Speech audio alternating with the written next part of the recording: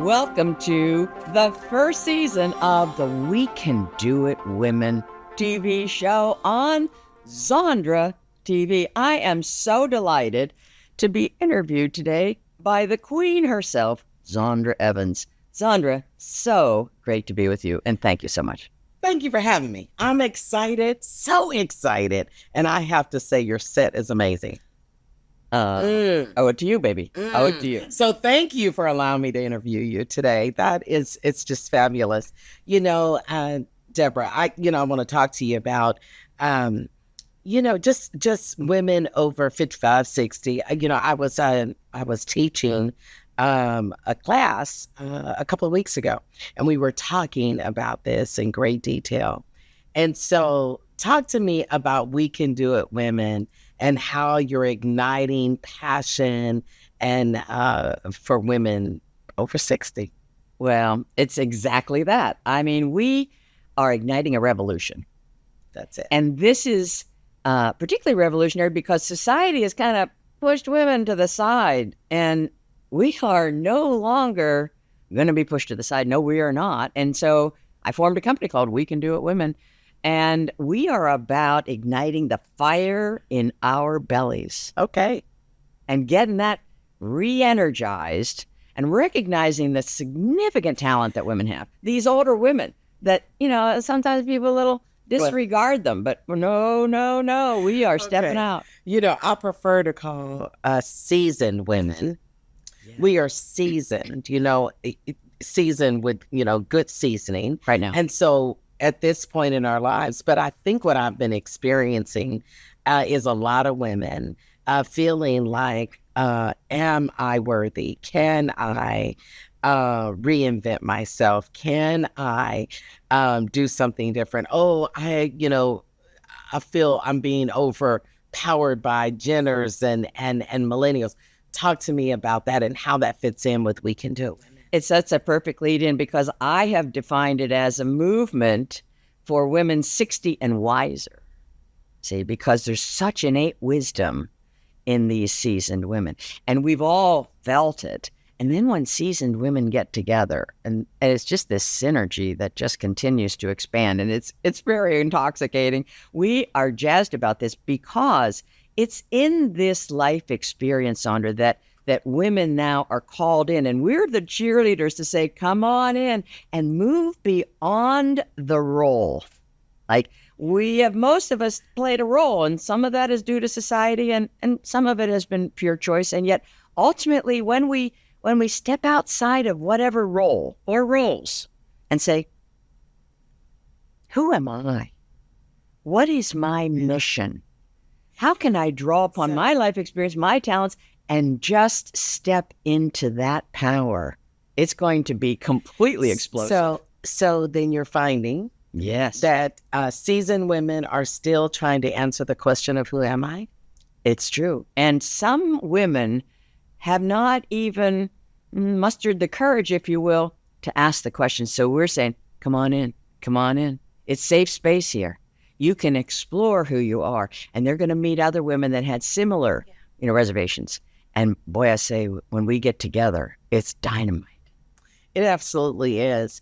So what gave you the desire? Because I think you have to have desire and passion for what you do. Tell me, what was the trigger or the starting point for you to say, I'm going to dig my heels into the sand and I'm going after this thing to help seasoned women? Tell me what that was. Well, I have always had older women friends. That's just how I rolled. And I found it invigorating because they were so smart, right? I found the conversations with 20 and 30-year-olds when I was 20, it's completely boring. It didn't expand me at all. And I was just, expanding with energy and curiosity. And of course, wisdom. I would sit real close. Osmosis, I'd get as smart as they were. And then I looked inside and they weren't recognizing their brilliance. And I'm like, Zondra, you've got this. And then you see that little spark in their eye, and this is my mission. And that has been so empowering, because when women then see that someone is seeing them and their sparks and their talent and their chops. They're not looking at themselves in the mirror saying, my better years are behind me. Nonsense. Our better years are right now and into the future. I like that. So listen, I want to talk about, because one thing I heard you say that I was like, okay, this is good.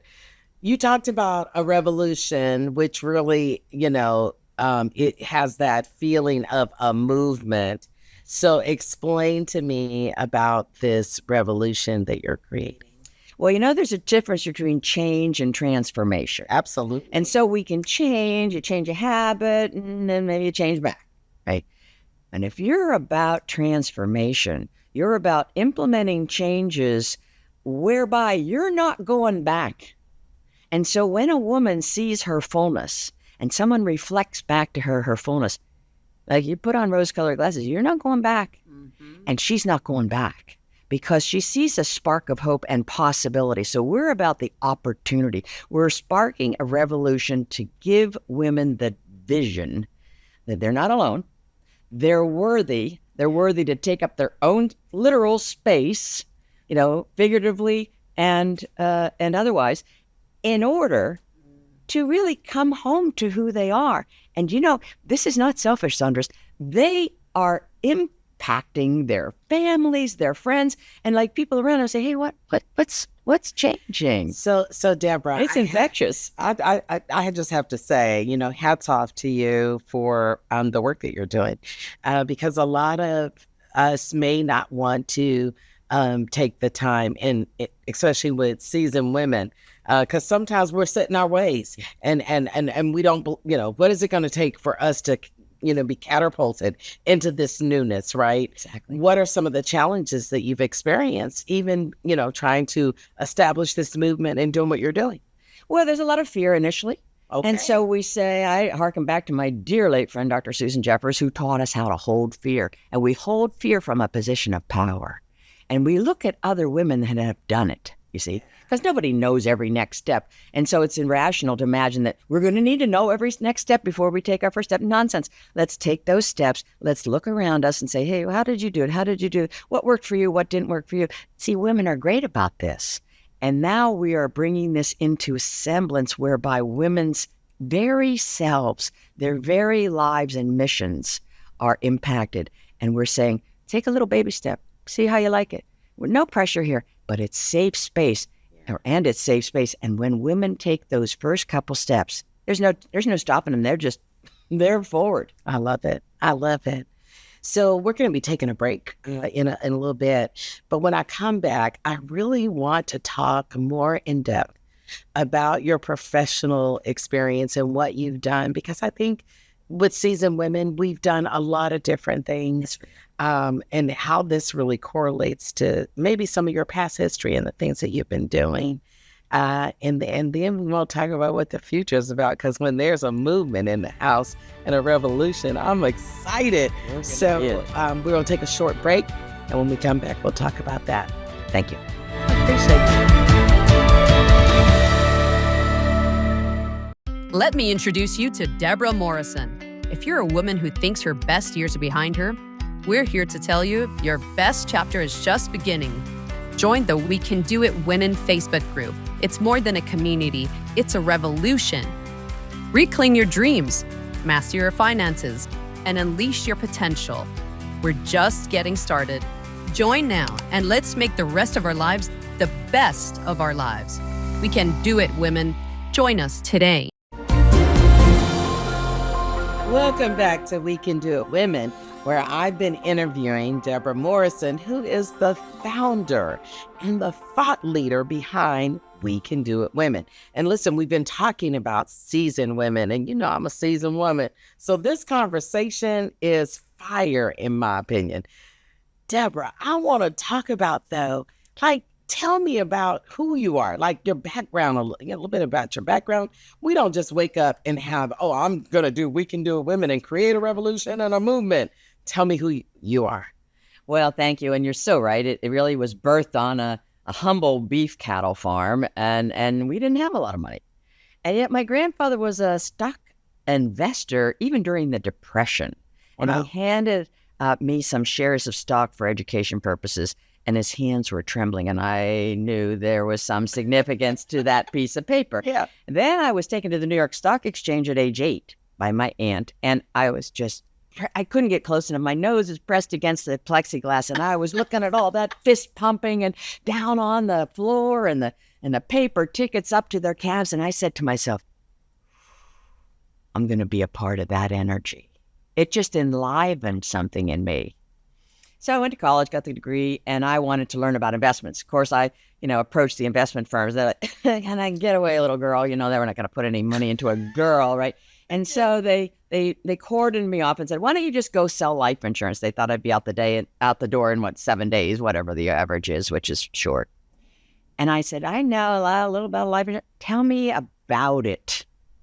And they told me about the product of life insurance. And I said, this keeps families together, Zondra. This keeps businesses together when an unexpected or premature death occurs.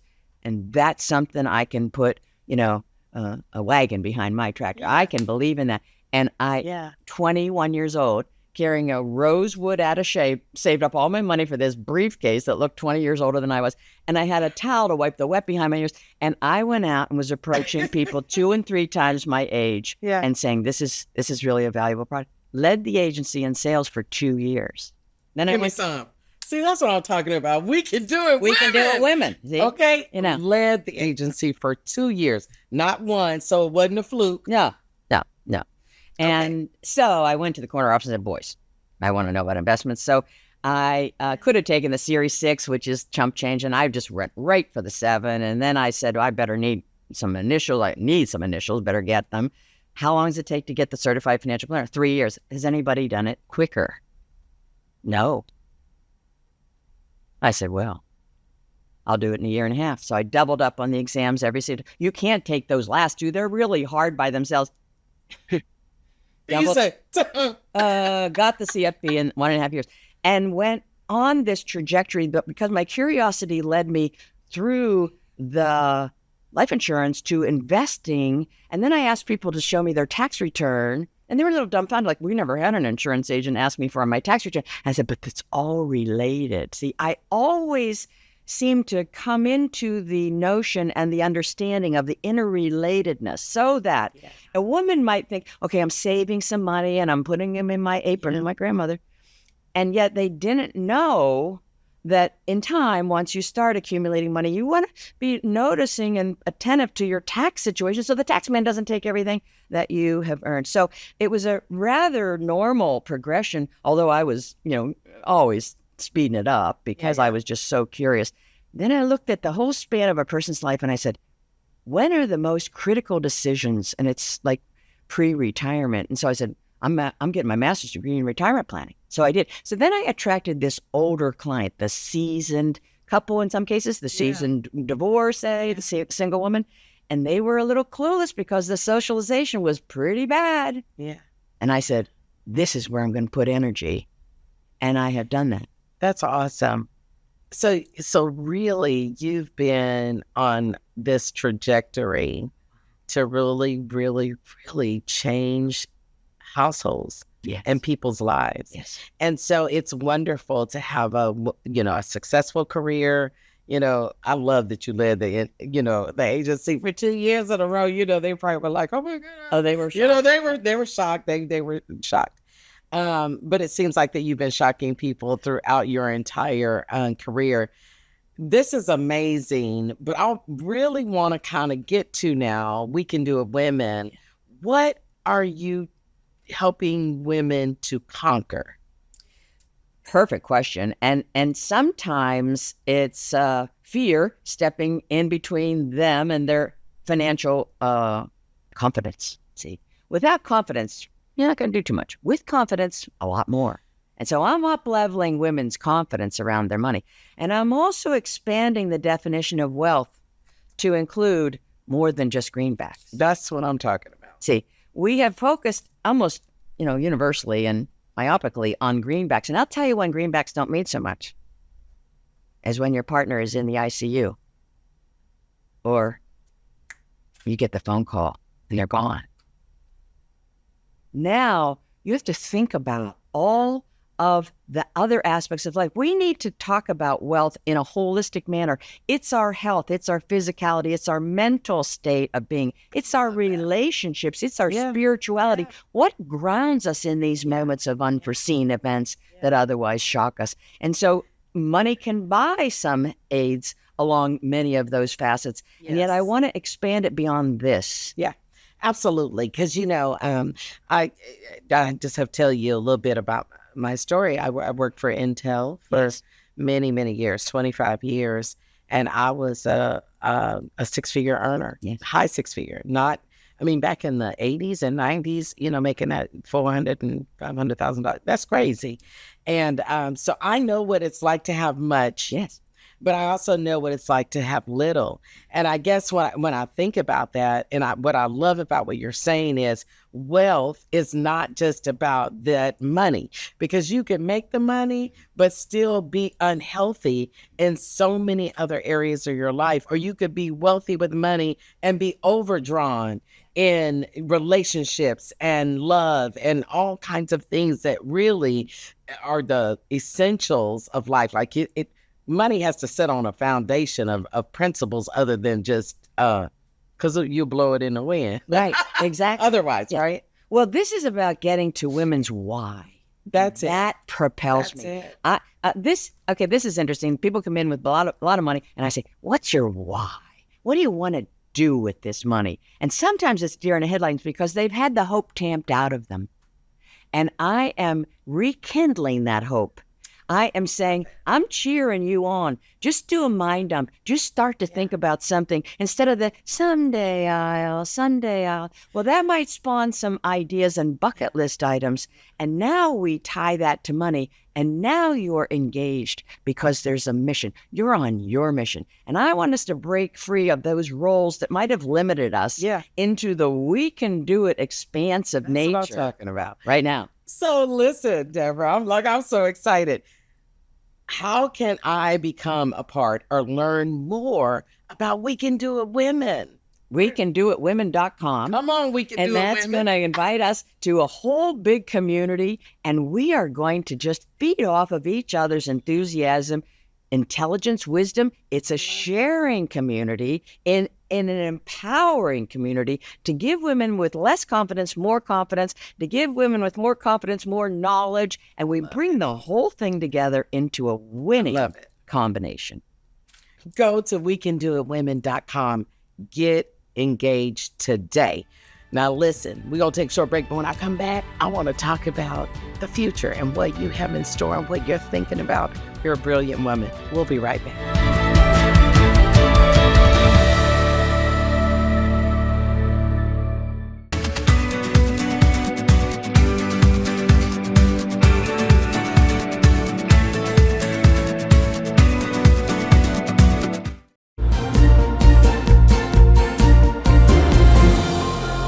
Welcome back to We Can Do It Women, and I've been talking to Debra Morrison, and I'm telling you, y'all, I'm excited about this conversation. She came all the way from New Jersey to Dallas, Texas. Y'all see I got on my boots today. I wanted to make sure she felt at home in Texas. But We Can Do It Women is actually a movement. And so again, go to WeCanDoItWomen.com. I want you to check that out. This is really for the seasoned woman. But I want to kind of switch gears because you're the visionary behind this. You're the one that really have, kind of dug your heels into sand and said, this is what I'm doing. Let's talk about your vision for the future and what women can expect. Well, let's paint a picture. I think this is going to be exciting. I think this is where the sparkle is starting to happen. And we are already feeling it. Teasing out from women what it is they want to do. Maybe you've always thought, I could write a book. Maybe I'd like to learn how to paint. Maybe I would love to travel the world, right?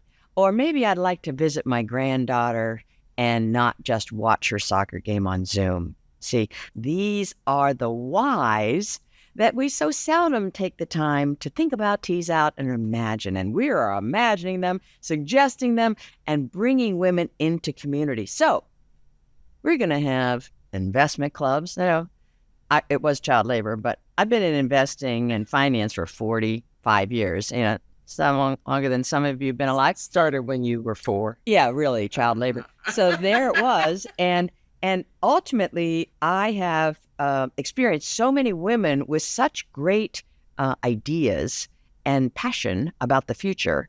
And you know that I've had investment deals come across my desk and meeting investment professionals. So we're teasing out, particularly women who are investing with impact and for impact. And this brings our investment activity in congruence, Zondra, with our values. Like, we're not interested in promoting, guns and nuclear and so forth. There are many, many preferences, and we are going to hone in and give women the opportunity to put their money where their values are. Well, let me ask you something, because I'm sure people are wondering.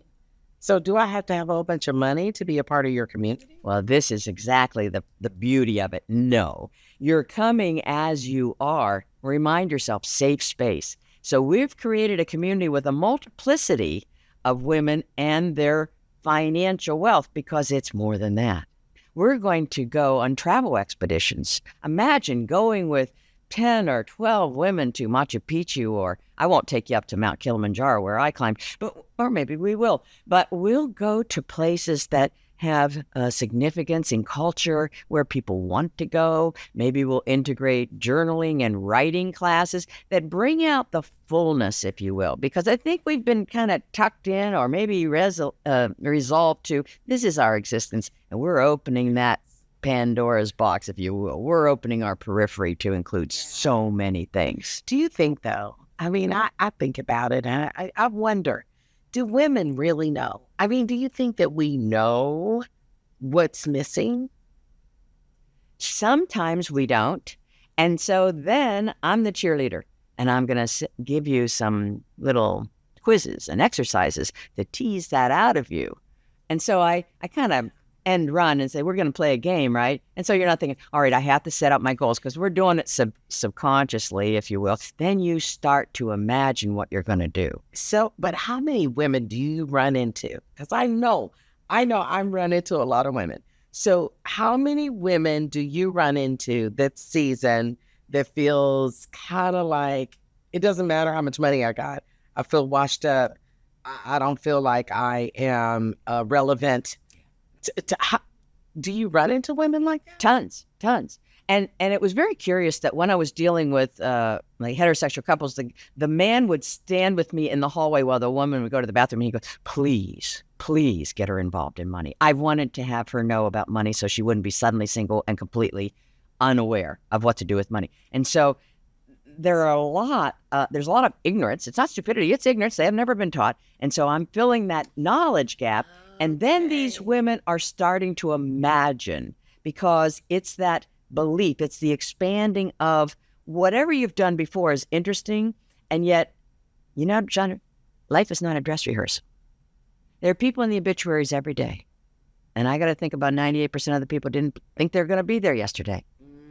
And I have buried clients, and there's a lot of regret, and people standing at the memorial service. And I want to reduce that regret. Yeah. I want to punch a lot of life into our living moments, because we don't know how many living moments we're going to have. And let's live our legacy in community with those we love.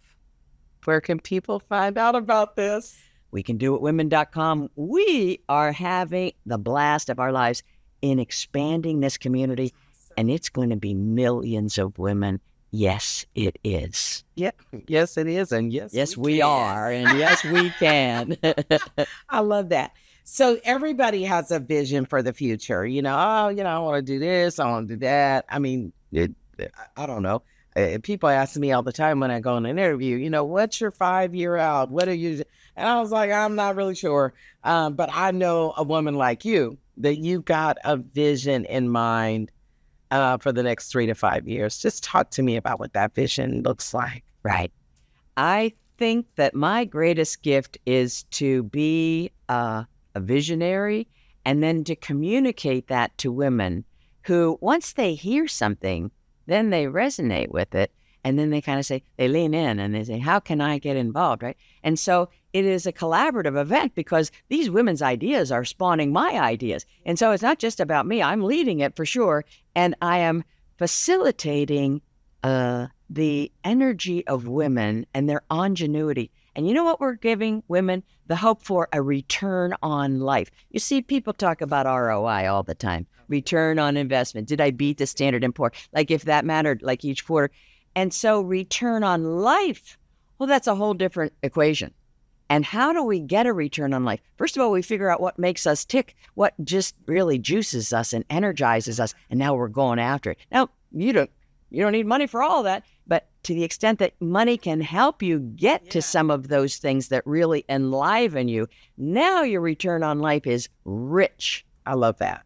Rich. ROL. What is your ROL today? You got to be paying attention. And if you're not, I'm going to be teasing it out of you and you say, girlfriend, what's your ROL? That is so awesome.